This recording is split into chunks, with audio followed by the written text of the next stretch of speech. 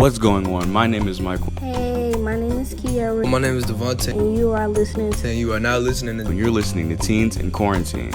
Hello, my name is Devontae, and you are now listening to Ballin in the Quarantine. What's going on? My name is Michael. And we're talking about the stakes of the NBA Finals due to the quarantine. My first question for you, Michael, is do you think everyone gave it their all this season? Why or why not? Well, Devontae, I think there wasn't a sense of urgency for the bigger name players. For example, LeBron didn't seem to care as much this season. People like Kyrie, James Harden, and the Celtics in general, the way they were playing just did not seem like they wanted to be here.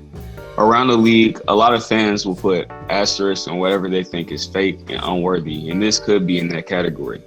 The younger players such as Trae Young, Ja Morant, Luka, etc., use this as a time to make themselves a name in the league. And the older players like Chris Paul and PJ Tucker are grinding for their only shot at a title, since when it's everyone at the best, these players could not ever do it. No knocking on them though, because they're all better than me. But even in the Olympics, it proves that our best players aren't even out there, such as Curry, LeBron, Kawhi, Anthony Davis, even Carmelo or D-Rose, just to put some legends out there. Overall, this season, we were robbed of competition, and COVID is the main suspect for it. Now, Devontae, I do have a question for you. My question is, what is the effect of fans not being able to attend their favorite players or teams' games all the time? I kind of feel like ticket sales went down a lot because they can't have as many people inside of the stadium, and then a lot of the players didn't really feel that real life support from all the fans being in the stadium. You have people cheering your names and motivating you.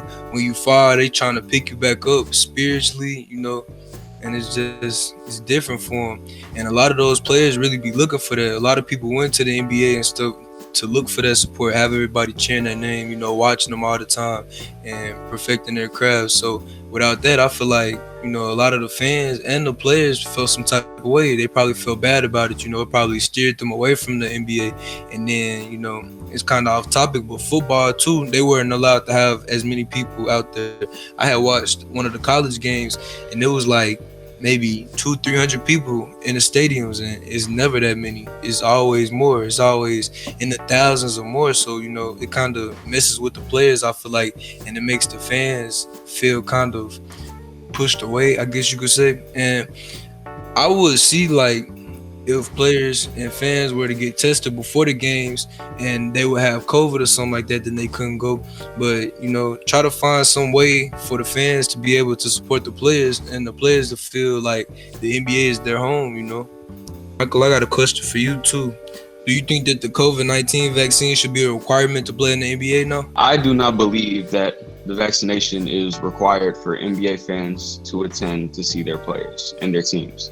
The reason I say that is because not everybody is going to get vaccinated. And we, with that, would create a similar situation to what we have now, where only a specific group of people are allowed to attend games. Because some people either A, don't believe in the vaccination, B, don't have a way to get the vaccination, or C, just don't in general feel like it's necessary. And that's kind of, in a way, neglecting some of the fans, because at the end of the day, the good thing about sports in general is that everybody has a common goal and a common interest, which is the team that you're cheering for. And cheering for the same team, it makes it more special. It makes everybody coming together with all these different things going on in their life and different interests in their life have one common goal, and it's to cheer for their team to put them over the hump against the other team. So I don't believe that it's a requirement. I think it should be encouraged. And I believe that if you don't have the vaccination, you need to take tests and wear a mask and the regular safety precautions just to get in. But at the end of the day, I don't think you should require fans to do it, because I don't remember the exact athlete that said it, but they said that the reason they won't take the vaccination is because they won't take meds for a knee that is not broken. There are people that really don't have to deal with COVID and never had to. And I don't think they should be forced to take a vaccine to do something that they did even before COVID happened. So I believe that if you don't take the vaccination, take safety precautions when you go to a public place like this. But if you do take the vaccination, then you can just chill at the arena and do what you would usually do.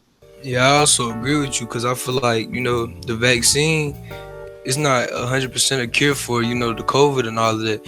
You know, they have no studies proving that that's the exact thing that's going to stop you from dying from this or getting real sick to the point where you can't function anymore. And I feel like, you know, as the data progresses, people can start to trust it more. But as of right now, I wouldn't recommend getting it. And I don't feel like it should be a requirement for anybody else to get it.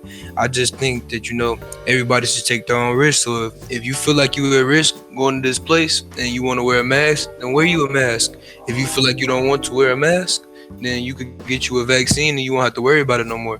Everybody should be responsible for themselves and, you know, what goes on in their life. Okay, yeah, I definitely agree with that answer.